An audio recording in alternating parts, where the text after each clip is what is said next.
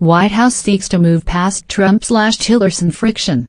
The Trump administration sought Thursday to move past the brouhaha over Rex Tillerson's reported insult of his boss, making clear President Donald Trump alone sets the nation's agenda that his advisors must execute.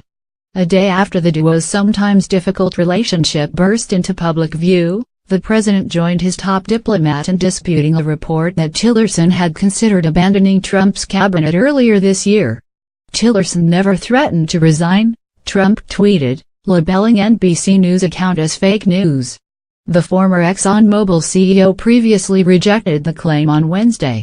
At the White House, spokeswoman Sarah Huckabee Sanders attempted to address broader concerns about an administration that has been beset by high-profile departures, already including a chief of staff, national security advisor, chief strategist and cabinet secretary, and persistent infighting that now seems to be pitting Tillerson against Trump's UN envoy Nikki Haley and other top officials. The NBC story, recounted by others, also claimed Tillerson called the president a moron after a contentious July meeting of top national security officials at the Pentagon. At the time, the Associated Press and others reported the strains between Tillerson and several of Trump's closest confidants, such as strategist Steve Bannon and controversial counter-terror advisor Sebastian Gorka. Those tensions had subsided somewhat after Bannon and Gorka's dismissals this summer. But an administration official who has dealt with Tillerson described Trump and others at the White House as growing irritated at Tillerson's style, which is more restrained than that of the president and can leave the impression he isn't fully engaged in the discussion. Tillerson also has struggled to adjust to Washington, including the constant barrage of media attention focused his way, the official said, and the reality that he can't dole out orders the way the Texas oil man did as head of ExxonMobil. The official insisted on anonymity in order to disclose private assessments of the Secretary of State. Asked about the moron claim, Sanders echoed the sentiments of Tillerson in declaring it a petty, ridiculous accusation. While Tillerson didn't deny he made such a statement in his uncomfortable address at the State Department on Wednesday, he later had a spokeswoman deny that he ever used such language. Sanders also took umbrage at the arguments of some of Tillerson's defenders, including the Republican chairman of the Senate Foreign Relations Committee, that Trump has undermined his Secretary of State through his often provocative tweets that have interfered directly with ongoing diplomatic efforts. The premise of that question is absolutely ridiculous, she said. The president can't undercut his own cabinet. The president is the leader of the cabinet. He sets the tone. He sets the agenda. Tillerson tried to settle the question Wednesday in an unusually personal address from the State Department's staged 7th-floor treaty room outside of his office.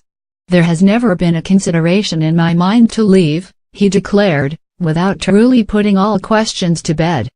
Beyond dodging the matter of whether he insulted the president's intelligence, Tillerson strained unconvincingly to portray himself as content with all his fellow members of Team Trump.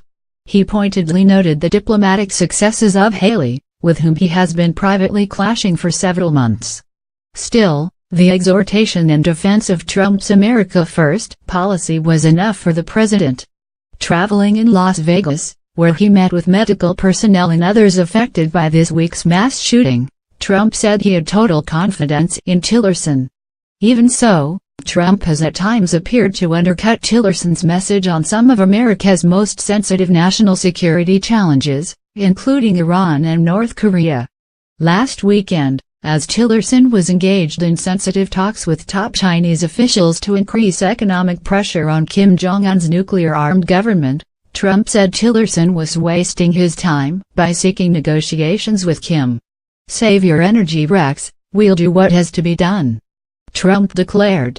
Senator Bob Corker, the Foreign Relations Committee chief, said Trump has put Tillerson in an incredibly frustrating place. He lumped Tillerson with Defense Secretary Jim Mattis and White House Chief of Staff John Kelly as those people that help separate our country from chaos. NBC said Tillerson had been on the verge of resigning this summer amid mounting policy disputes with the White House. It said the tensions came to a head around the time Trump gave a politicized speech in July to the Boy Scouts of America, an organization Tillerson once led. The network claimed Vice President Mike Pence and Mattis convinced Tillerson to stay. Pence backed up Tillerson's account by saying the two men never discussed the prospect of the secretary's resignation from the administration. Any reporting to the contrary is categorically false, Pence's statement said.